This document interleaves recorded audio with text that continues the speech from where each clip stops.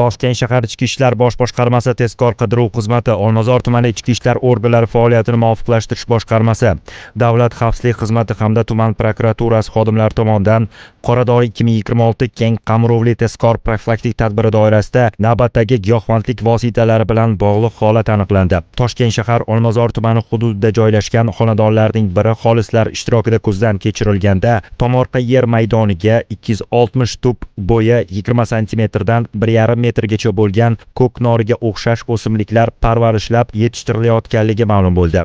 Qoradori 2026 keng qamrovli tezkor profilaktik tadbirlari respublikamiz bo'ylab davom ettirilmoqda. Ichki ishlar organlari tomonidan giyohvandlik vositalarini yetishtirilishiga qarshi ham bir qator tezkor tadbirlar o'tkazilmoqda. Biz aynidan poytaxtimizning Olmazor tumanidamiz. Mana o'zingiz ko'rib turibsiz, giyohvandlik vositalarini yetishtirilayotganligi aniqlangan. Bu giyohvandlik vositalari mana o'zidan o'sib qolmagan, parvarishlangan. Bu giyohvandlik vositalarini nima maqsadda yetishtirayotganmiz? Yetishtirish shu o'zimga shu urug' bor edi, o'shani sepgandim, shuncha kichkina joyda shuncha chiqib ketdi. Men birinchi marta buni qilishim edi.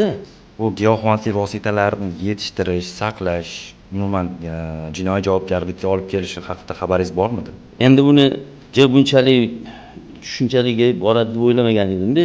Men pushaymonman. Giyohvandlik vositalari inson salomatligiga jiddiy zarar yetkazadi. Ular asab tizimini buzadi, xotira va fikrlashni susaytiradi hamda yurak, jigar kabi a'zolarga zarar beradi. Eng xavflisi, ular qaramlikni keltirib chiqarib, inson hayotini izdan chiqaradi. Ichki ishlar organlari xodimlarining sergakligi sabab bunday giyohvandlik vositalari vaqtida aniqlanib, tarqalishiga chek qo'yilmoqda. Mazkur holat yuzasidan olingan daliliy ashyolar o'rnatilgan tartibda ekspertizaga topshiriladi. Natijasiga ko'ra qonuniy qaror qabul qilinadi. Toshkent shahar Ichki ishlar bosh boshqarmasi tomonidan Qoradori 2026 keng qamrovli tezkor profilaktik tadbiri doirasida bu kabi tezkor tadbirlar tunu kun muntazam ravishda o'tkazilmoqda.